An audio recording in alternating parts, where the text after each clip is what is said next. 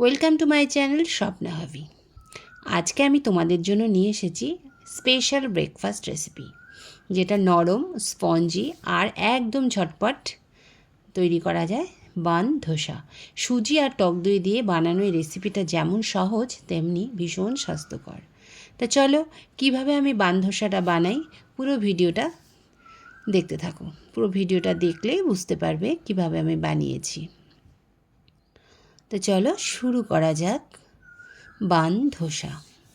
দেখো প্রথমে আমি নিয়ে নিয়েছি আমার উপকরণগুলো কী কী লাগবে। দেখো আমি এখানে বাদামের চাটনি আর বান ধোসার উপকরণগুলো নিয়েছি একসাথে।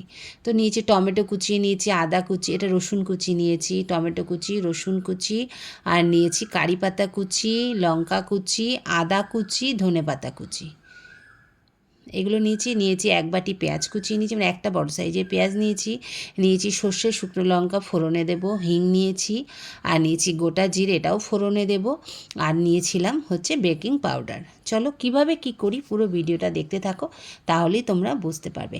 আর নিয়েছিলাম সামান্য ছোলার ডালটাকেও ভালো করে আমি ধুয়ে জল ঝরিয়ে নিয়েছিলাম। তো এইবার আসি ব্যাটার তৈরি করার নিয়মে। ব্যাটারটা এখানে রেশিওটা 2:1, মানে আমি 2 বাটি সুজি নিয়েছি, এই বাটির সাইজে 2 বাটি সুজি নিয়েছি, আর 1 বাটি নিয়েছি টক দই, মানে রেশিওটা বুঝতে পেরেছো, 2:1 রেশিওটা। আর এই পুরো জিনিসটাকে আমি মিক্সার গ্রাইন্ডারে এটাকে গ্রাইন্ড করে নেব। তো দেখো সুজিটা নিয়ে নিয়েছি, এবার এর মধ্যে দিয়ে দেবো টক দইটা। এবার এই টক দই সুজি এটাকে গ্রাইন্ড করার মধ্যেই চলো আমরা জেনে নিই সুজির কিছু উপকারিতা। আর দেবো এখানে সামান্য লবণ, মানে পরিমাণ মতো লবণ, আর দেবো সামান্য চিনি, জাস্ট স্বাদটাকে ব্যালেন্স করার জন্য। দেখো নিয়ে নিয়েছি, এবার দেবো লবণ আর দেবো সামান্য চিনি। তো চলো সুজির উপকারিতাটা জেনে নিই। সুজি হালকা ও সহজপাচ্য, তাই সকালে খাওয়ার জন্য একদম পারফেক্ট। এতে ভালো পরিমাণে এনার্জি থাকে, সারাদিন ফ্রেশ রাখে। কিন্তু রাতে দেখবে সুজি খেলে কিন্তু একটু অম্বল হয়, আমার মনে হয় সকালবেলা খাওয়াটাই ভালো। আবার সুজিতে ফাইবার থাকায় হজম শক্তি বাড়াতেও সাহায্য করে। ও এর মধ্যে দেব সামান্য পরিমাণে জলটা কিন্তু বুঝে দেবে, কারণ বেশি পাতলা হয়ে গেলে কিন্তু ব্যাটারটা ভালো তৈরি হবে না, মানে আমাদের যে ধোসাটা ভালো তৈরি হবে না। কারণ অল্প একটু জল দিয়ে দেখে নেবে, পরে লাগলে আর একটু জল দেবে। তো দেখো আমার সুজিটা গ্রাইন্ডারে গ্রাইন্ড করা হয়ে গেছে, আর দেখেছো থিকনেসটা কেমন এসেছে, না পাতলা না মোটা, এরকম একটা থিকনেস এসেছে। তবে এটা 5 মিনিট পরে আমি আবার দেখবো, কারণ সুজি তো অনেকটা জল টেনে নেয়, যদি জল লাগে তাহলে হয়তো আমি একটু জল মেশাতেও পারি। তো এবার এটাকে আমি একটু মিশিয়ে নিলাম, নিয়ে এবার রেখে দেবো। দিয়ে আমি এবার তৈরি করব এর সঙ্গে তো বান ধোসাটা খাওয়ার জন্য লাগবে আমার চাটনি। তা চলো চাটনিটা কী দিয়ে তৈরি করি দেখে নাও। আমি এখানে বাদাম দিয়ে চাটনিটা বানাবো। তো চলো চাটনিটা আগে তৈরি করে নিই। তো দেখো গ্যাসে আমি ফ্রাইং প্যান বসিয়ে দিয়েছি, তার মধ্যে দিয়ে দিয়েছিলাম সামান্য পরিমাণে সাদা তেল। দিয়ে এর মধ্যে প্রথমে দিয়ে দেবো বাদামগুলো। বাদামের উপকারিতাও তো জানো কি, সেটাও আমি পরে আসছি। চলো তো এইবার আমি এর মধ্যে দিয়ে দিলাম বাদামগুলো হালকা করে আমি ভেজে নিই। এর মধ্যে চলো আমরা টক দইয়ের উপকারিতাটা জেনে নিই। টক দইয়ে প্রোবায়োটিক থাকে, যা পেটের জন্য খুব ভালো, হজমে সাহায্য করে, গাট হেলথ ঠিক রাখে, শরীর ঠান্ডা রাখে এবং ইমিউনিটি বাড়াতেও কিন্তু টক দই সাহায্য করে, এটা জানো তো। দেখো তারপরে বাদামটা হালকা ভেজে দিয়ে দিলাম, এর মধ্যে টমেটোটা দেবো, একটু নুন, কারণ যাতে নুনটা দেবো তাড়াতাড়ি, যাতে টমেটোটা সেদ্ধ হয়ে যায়। আমি রসুন কুচিটা তোমরা একটু আগে দিয়ে দিলেও পারো, আমি এটা পরে দিয়েছি। এখন দিয়ে দেবো এর মধ্যে একটু রসুন কুচি, দিয়ে নাড়াচাড়া করে এর মধ্যে দিয়ে দিলাম একটু ধনে পাতা, একটু কারি পাতা, একটু কাঁচা লঙ্কা কুচি, সব দিয়ে ভালো করে এটাকে নেড়ে চেড়ে কিছুক্ষণ একটু রান্না করে নেব।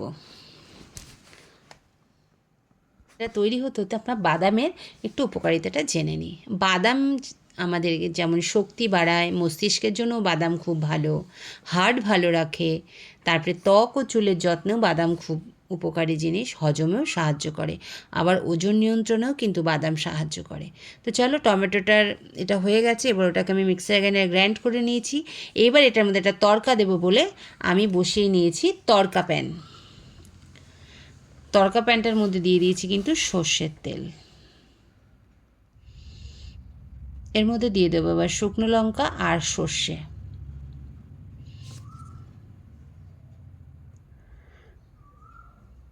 তেলটা গরম হয়ে গেছে, দিয়ে দিলাম সর্ষে আর শুকনো লঙ্কা, দিয়ে এটাকে বেশ মানে ফুটে উঠবে। এর মধ্যে একটু দেবো কারি পাতা, একটু কারি পাতা দিলাম,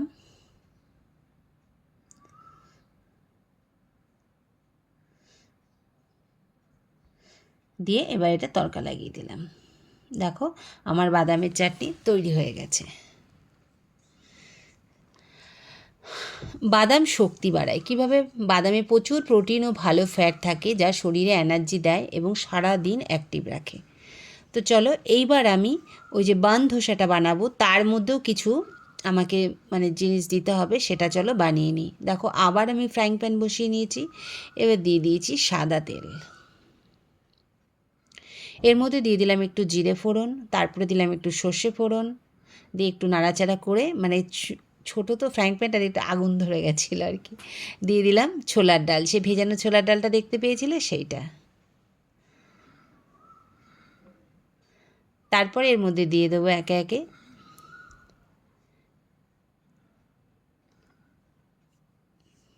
পেঁয়াজ। এর মধ্যে মাঝখানে মানে দেবো একটু হিং, একটু আদা কুচি,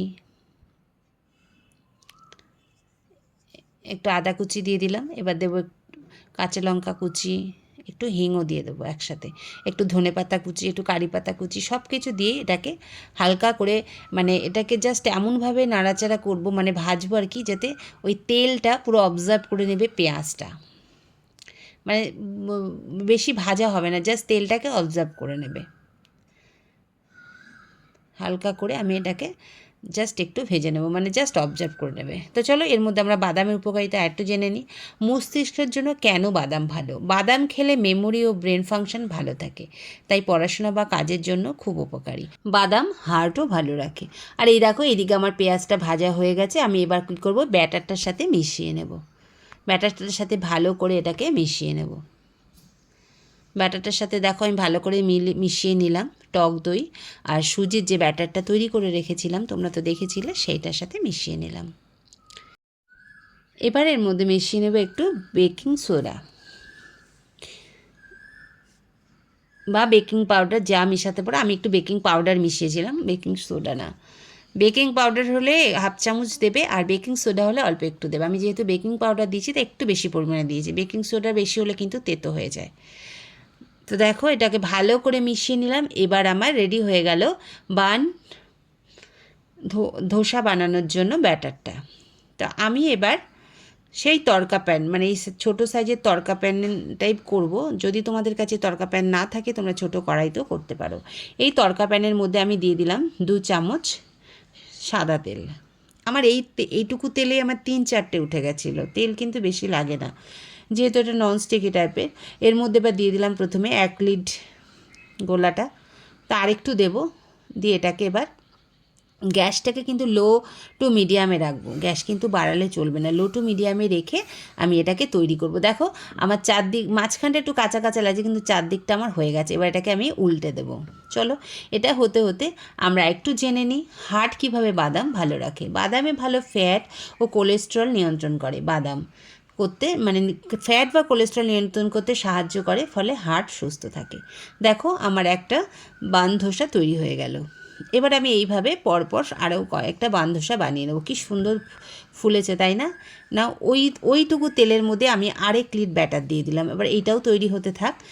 তারপরে পরপর আমি এইভাবেই ধোসাগুলোকে বানিয়ে নেব। আমার 2 বাটি, আমি তোমাদের একটা পরিমাণ বলে দিই, 2 বাটি সুজি আর 1 বাটি দইতে আমার 8 পিস বানধোসা হয়েছিল, এরকম বড় বড় মোটা সাইজের। দেখো ও পিঠটা হয়ে গেছে, আমি এই পিঠটাকে উল্টে দিলাম।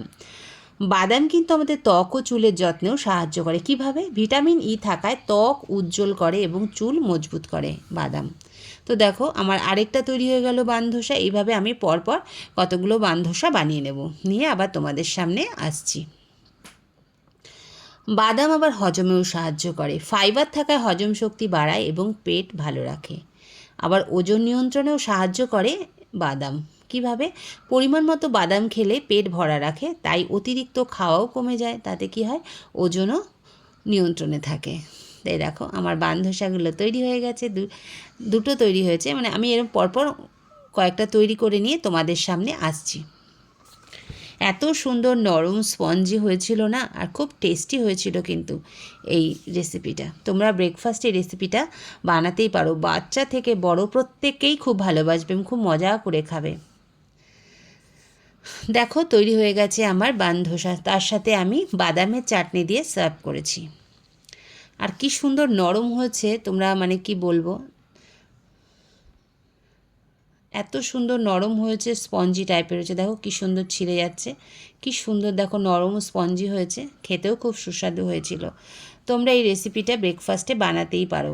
প্রত্যেক দিন রুটি মানে সুজির কিছু বা লুচি পরোটা তো ভালো লাগে না, একটু মুখ পাল্টে এক এক রকম মানে টেস্টি খাবার খেতে সবারই ভালো লাগে। বাচ্চা থেকে বড় প্রত্যেকেই ভালোবাসবে এই বানধোসা রেসিপিটা। তো আজকে আমি তৈরি করে নিলাম বানধোসা। আমি যেভাবে তৈরি করেছি তোমরাও এইভাবে তৈরি করো। দেখো আমি বাদামের চাটনির সাথে বানধোসাগুলো পরিবেশন করেছি। তা আমার আজকের ভিডিওটা তোমাদের কেমন লাগলো? ভালো লেগে থাকলে একটা লাইক করো, কমেন্ট করো, চ্যানেলটা যারা নতুন তারা সাবস্ক্রাইব করো, অবশ্যই বেল আইকনটা প্রেস করো, তাহলে নতুন নতুন ভিডিও নোটিফিকেশান তোমাদের সামনে পৌঁছে যাবে।